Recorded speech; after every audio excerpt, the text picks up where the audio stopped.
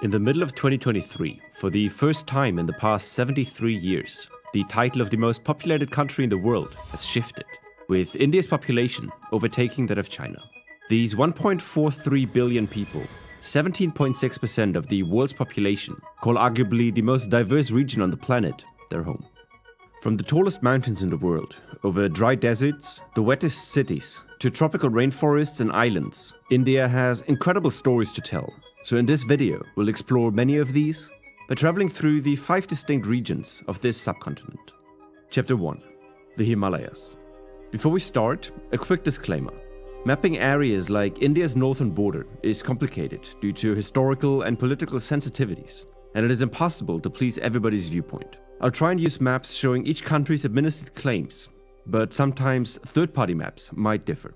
Remember, these maps aren't a statement of political opinion, but rather tools to explore India's geography. Any perceived political bias is unintentional. With that out of the way, let's dive into the tallest mountain range in the world, which separates India from the rest of the continent. While the area of elevated land is broad in Central Asia, with continuous mountains ranging from the western borders of Uzbekistan to the Chinese province of Henan in the east, the Himalayas are just a thin strip of mountains between the Pakistani Nanga Parbat and the Chinese summit of Nancha Barwa. Between these mountains, India administers the largest region of the Himalayas, with the 6 Indian states of Arunachal Pradesh, Sikkim, Uttarakhand, Himachal Pradesh, Ladakh, and Jammu and Kashmir under Indian control. Many of these regions are disputed, with Pakistan and China claiming them. Still, again, we are considering borders according to who currently has political control over them and nothing else. The Himalayas and all the neighboring mountain ranges of the Tibetan Plateau, the Hindu Kush to the west, and the Arakan Mountains to the east are created from the Indian tectonic plate ramming into the Eurasian landmass around 10 million years ago. The powerful collision of the Indian plate has caused these mountains to become the tallest range in the world, with it being the only place where peaks above 8,000 meters or 26,000 feet can be found.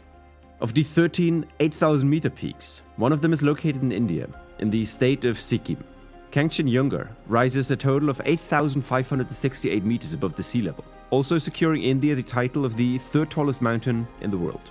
Up until 1852, it was incorrectly assumed to be the tallest mountain in the world, and technically it hasn't been summited to this date, making it the tallest unclimbed mountain in the world.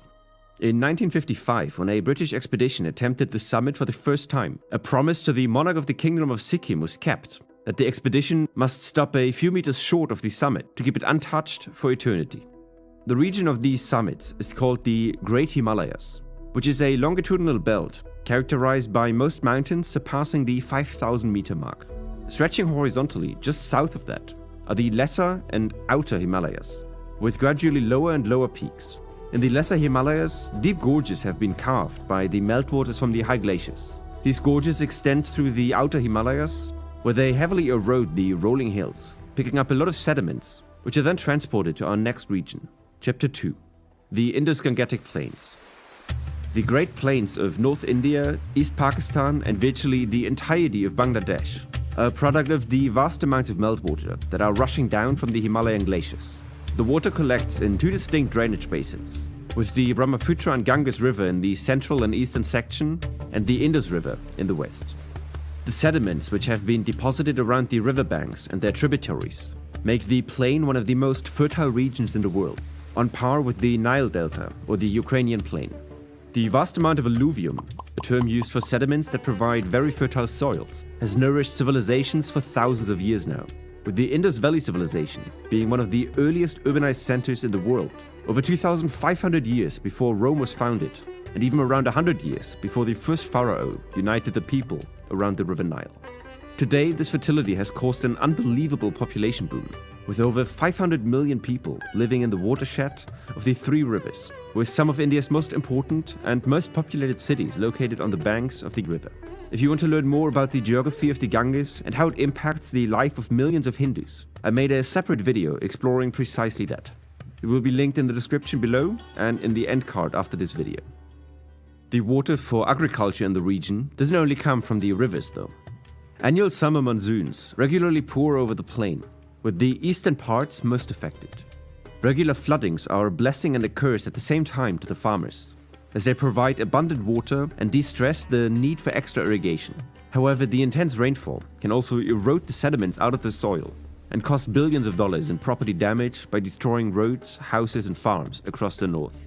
In the far east of India, in the state of Meghalaya, the rain gets so extreme that the city of Nasvinram received the title of the rainiest city in the world, receiving an average annual precipitation of 12,400 millimeters per year. To put this into perspective, the UK, which is often said to be a very rainy country, only has an average precipitation ranging between 800 and 1,400 millimeters per year.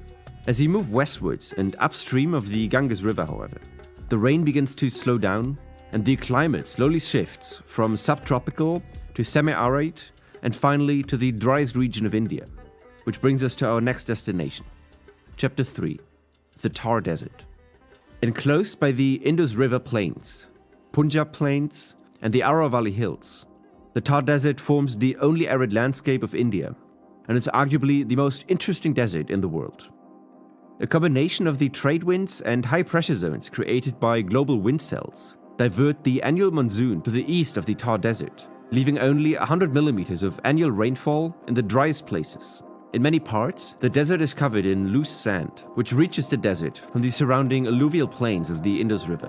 The uncompacted sand is very mobile, and the persistent winds which cause the diversion of the monsoon transport these sands across the desert. Ever-changing dunes are constantly moving across the plain, growing and shrinking with the changing weather. Despite these rough and seemingly inhospitable conditions, the Thar Desert is far from empty. Since ancient civilizations, people have called the desert their home, and today an astonishing 27 million people live there. The uncovered bare rock in many places reveals precious resources like phosphor for fertilizers, gypsum for cement, and other building materials. Next to the excavation of natural resources, a very extensive canal network constructed in the mid-20th century also allows for extensive agriculture in the desert. The Rajasthan Canal, later renamed to the Indira Gandhi Canal, redirects water from 3 rivers in Punjab to the 450-kilometer far away Thar Desert, and hundreds of branches and distribution canals, totaling 9,245 kilometers, distribute the water to irrigate a 6,700 square kilometer large region of the desert, equivalent to the size of the US state Delaware. While Indians and Pakistanis who share the desert have made it more hospitable, they are not fond of the desert expanding into the surrounding fertile lands. To prevent the dunes from traveling across the boundaries of the desert, windbreaks in the form of shrubs and small trees are installed on the dunes, slowing down and eventually stopping their march. And extensive afforestation of previously dead landscapes ensures that the only way the desert will shift is to a greener landscape.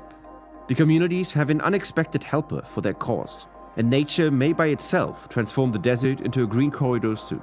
Global warming has increased the temperatures of the equatorial Indian Ocean, which in the past 120 years of recorded weather data caused a shift in the monsoon corridor, reducing rainfall in eastern India and concentrating it more and more in Rajasthan. Leaving the plains of the Ganges and Thar Desert, the land becomes more elevated again, bringing us to our 4th stop of the journey and the last chapter of the Indian mainland. Chapter 4. The Peninsula. Extruding into the Indian Ocean lays the oldest and most stable part of the Indian continental shelf, with rock formations dating back to the ancient supercontinent Gondwana, and the undisturbedness makes it the only region in India where dinosaur fossils can be found. Geographically, this part of the continental shelf can be divided into 2 main features: the eastern and western Ghats, which are medium-sized mountain ranges, and a far-spanning plateau called the Deccan, which is contained between them. For the Deccan, no absolute geographical boundaries exist, but it is generally considered the area below the Narmada River, which is the first major river not draining into the Indo-Gangetic plains. Starting from the western Ghats, which mark the highest points of the peninsula, a gradual but continuous eastward slope can be made out from the topography, which also leads nearly all rivers of the plateau draining into the Bay of Bengal instead of the Arabian Sea. The 2 largest ones in the Deccan are the Godavari and Krishna River, the 2nd and 3rd longest river of India respectively, which are both considered sacred in Hinduism. Together they drain nearly 20% of the entire country of India, yet the actual discharge volume is fairly low for such significant and far-reaching rivers. This is caused by the western Ghats, which act as a rain shield for the vast Deccan Plateau, making it a tropical, yet dry and semi-arid region. The full force of the monsoons can be experienced at the western foot of the Ghats, where cities like Goa, Mumbai, and Kochi are exposed to annual rainfalls exceeding 2,000 to 3,000 millimeters per year. As a comparison, most cities behind the mountains average just 500 millimeters. Having covered the 4 main areas of the Indian mainland, one last region of the most populated country in the world is left to explore, whose climate is just as rainy as Western Ghat metropoles. Often forgotten when thinking about all the geographical features of India, but the country also has union territories, meaning regions directly administered by the federal government in the Indian Ocean to the west and to the east, bringing us to Chapter 5, the islands. India administers 2 remote archipelagos in front of its shores, with the Lakshadweep archipelago about 200 kilometers into the Arabian Sea, and the Andaman and Nicobar Islands about 1,200 kilometers into the Bay of Bengal. These tropical islands are a strong contrast to the mainland, with the Lakshadweep Islands closely resembling the neighboring Maldives, and the Andaman and Nicobar Islands appearing more like an exceptionally densely forested extension of Indonesian Sumatra. One of the Andaman Islands regularly makes headlines and is the subject of many documentaries, as it is the home of the Sentinelese people, who in their pursuit of remaining disconnected from the outside world, regularly attack and kill any person who attempts to land on the island. Since the inclusion of the islands into modern India in 1956, it has been illegal to travel to the island, and the Indian Coast Guard guards the tribe's voluntary isolation. On the other side of the main Andaman Islands lays India's only active volcano called Barren Island. Opposite to this island's group's volcanic origin story, which has created a relatively large plateau, giving room for hundreds of thousands of people to live on. Lakshadweep is a product of coral reefs emerging out of the ocean and only offer thin lagoons as habitats.